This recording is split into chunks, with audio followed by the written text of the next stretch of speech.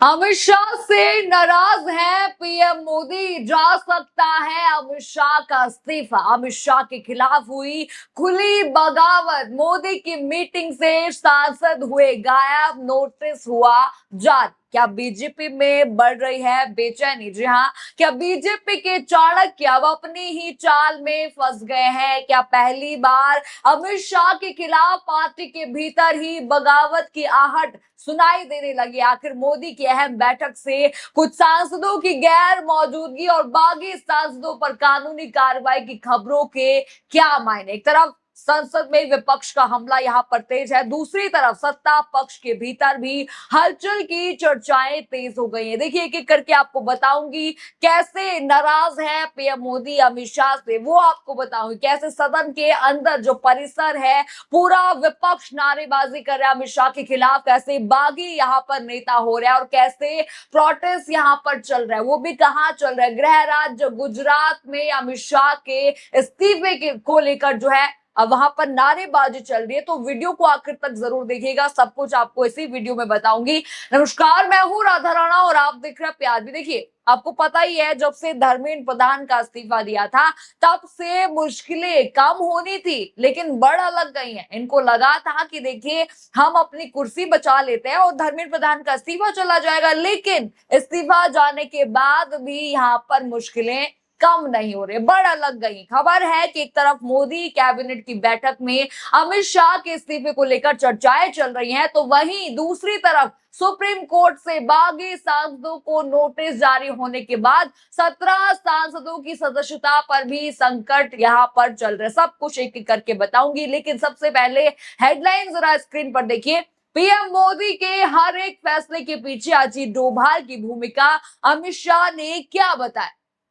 Headline आपने देखी तो कल तक ही कहा जाता था कि प्रधानमंत्री नरेंद्र मोदी गृह मंत्री अमित शाह के बिना कोई फैसला नहीं लेते, लेकिन अब अमित शाह का बयान यहां पर सामने आया है कि प्रधानमंत्री मोदी के हर फैसले के लिए राष्ट्रीय सुरक्षा सलाहकार अजीत डोभाल जिम्मेदार हैं। देखिए कैसी टाइमिंग है इस बयान की, देखिए टाइमिंग देखिए। इस टाइमिंग को देखकर आप अंदाजा लगा सकते हैं कि धर्मेंद्र प्रधान के इस्तीफे के बाद किस तरह से मोदी सरकार के भीतर हलचल यहां पर तेज हो गई है, चर्चाएं भी तेज हो गई। आपको बता दें कि ठीक एक दिन पहले प्रधानमंत्री मोदी की ओर से अचानक एक उच्च स्तरीय आपात बैठक बुलाई गई थी, जिसमें राष्ट्रीय सुरक्षा सलाहकार अजीत डोभाल थे, आईबी चीफ और गृह सचिव भी वहां पर पहुंचे थे। तस्वीरें आप देखिए स्क्रीन पर, आप देखते रहिए। आप देख सकते हैं कि किस तरह अचानक अजीत डोभाल समेत जो है कई वरिष्ठ अधिकारी संसद परिसर में पहुंचे थे। तस्वीरें आपने देख ली। अब इस बैठक की टाइमिंग और अमित शाह के बयान को लेकर भी चर्चाएं तेज हो गई हैं।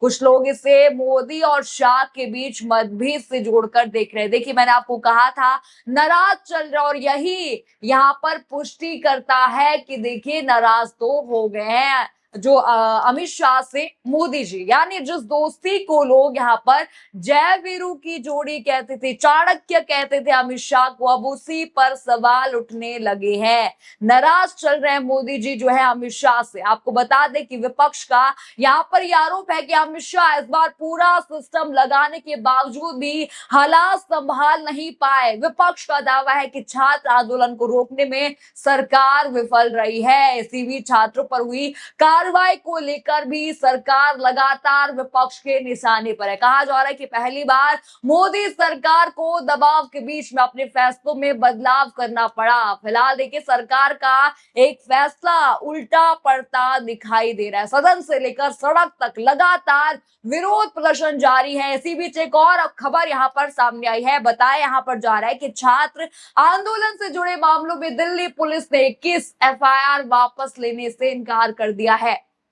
वादा खिलाफी यहाँ पर जो है मोदी जी और शाह जो है यहाँ पर बच्चों के साथ कर रहे हैं, सीजेपी के साथ कर रहे हैं। जरा बड़ी हेडलाइन स्क्रीन पर देखिए। दिल्ली पुलिस का कड़ा रुख, सीजेपी की चेतावनी बेअसर, उपद्रवियों पर दर्ज 21 एफआईआर नहीं होगी रद्द। ये दिल्ली पुलिस का बड़ा दावा है। यानी देखिए, आरोप तो सिद्ध हो गया, सरकार अपने वादों से यहाँ पर पीछे हटते दिखाई दे रही। दावा देखिए क्या किया था कि पहले छात्रों के खिलाफ कार्रवाई वापस लेने की बात मोदी सरकार ने कही थी, इसीलिए धर्मेंद्र प्रधान का इस्तीफा भी यहाँ पर गया था। लेकिन अब ऐसा होता नहीं दिख रहा है।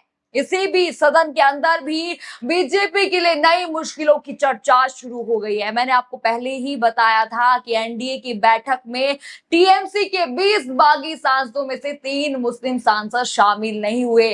मैंने आपको पहले भी बताया था, पहली खबरों में भी मैं आपको ये बात अब बता चुकी हूं। जरा ये बड़ी हेडलाइन स्क्रीन पर देखिए, ममता के 3 मुस्लिम सांसदों ने बढ़ाई एनडीए की टेंशन, मंगल मिलन बैठक में बनाई दूरी, क्या फिर होगी टीएमसी में वापसी। ये बड़ी हेडलाइन है। यानी कि देखिए किस तरह से आपको पता ही है टूट यहां पर कराई गई थी, मिशन लोटस, टाइगर, ये कहा गया था। अब वही बागी वापसी करना चाहते हैं, वहीं वापसी जाना चाहते हैं ममता के खेमे। बड़ी चर्चा यहाँ पर यह है कि इन सांसदों की घर वापसी की अटकलें लगाई यहाँ पर जा रही है। देखिए मैं बता दूं कौन कौन यहाँ पर गैर मौजूद थे।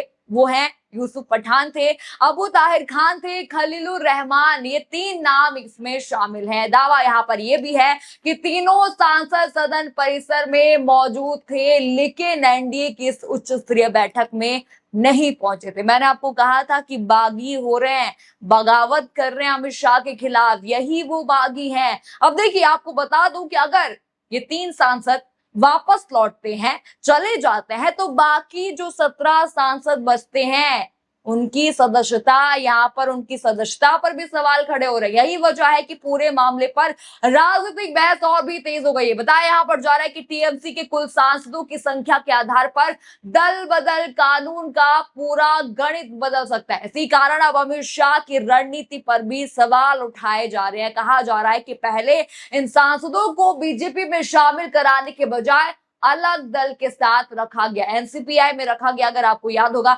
लेकिन अब उन्हीं सांसदों में से कुछ के रुख बदलने की चर्चाएं सामने आ रही हैं।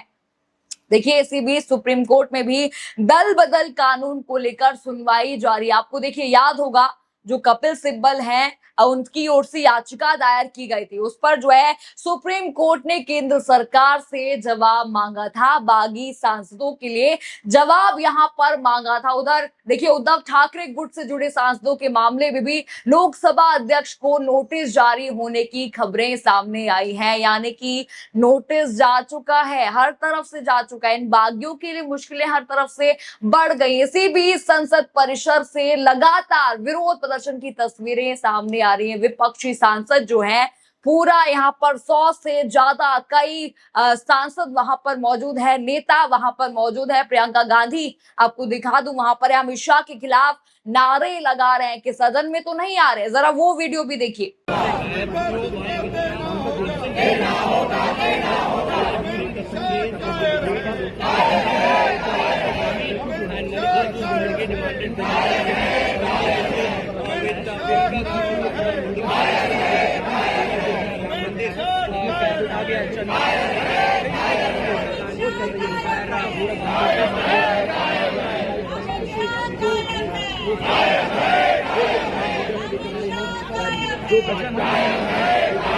देखा आपने संसद परिसर का ये वीडियो है। संसद से लेकर सड़क तक लगातार विरोध प्रदर्शन जारी है। मैंने आपको ये भी स्टार्टिंग में कहा था कि उनके गृह राज्य में गुजरात में प्रदर्शन हो रहा है, प्रोटेस्ट हो रहा है। उधर गुजरात में भी अमित शाह के इस्तीफे की मांग को लेकर प्रदर्शन हो रहा है। जरा वो वीडियो आप देख लीजिए।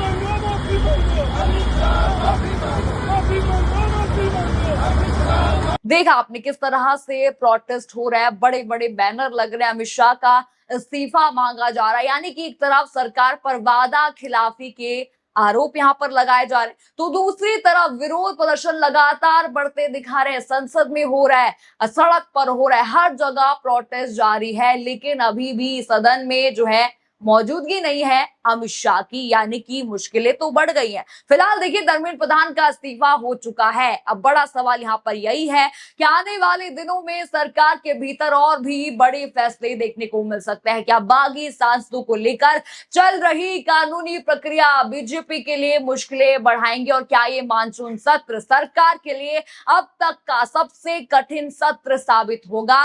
और क्या अमित शाह के लिए जो नाराजगी है मोदी सरकार की, क्या बड़ी चुनौती यहां पर बनेगी? क्या अमित शाह का इस्तीफा जाएगा? ये बड़ा सवाल यहां पर बनकर रह गया। देखिए आपको क्या लगता है इस पूरी रिपोर्ट पर?